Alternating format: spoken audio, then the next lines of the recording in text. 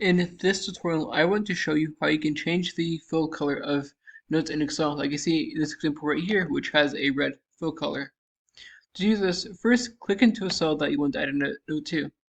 Then go to the Review tab, and then click on Note under the Notes grouping, which is towards the right, and click on New Note. Now we can add a note. For this example, we can say look into. And then we click away from this, and as you can see from this arrow right here, a note is present. And if I highlight over it, the note will then show. I can edit this by clicking on the cell that has the note, and then going to the notes grouping, and then click on Edit Note. And then from here, I can change the fill color of the note by right-clicking on the arrow right here. Note you want the icon to have this little arrow with an arrow on each end for this to work. Then right-click on it, and then from here, I can click on Format Comment, where now I can go to colors and lines where I can change the fill color right here. So let's just say I want this fill color to be green, for example.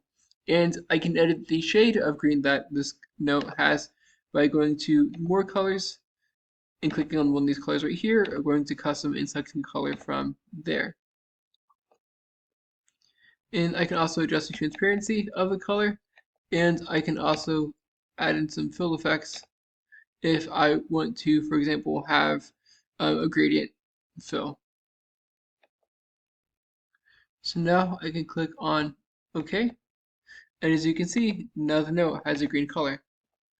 And I can easily show all notes by going into Notes by clicking on Show Hide or Show All Notes.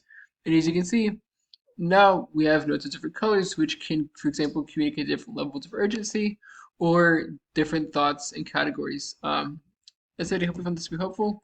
If you did, like, subscribe, comment. Thank you for watching. Have a great day.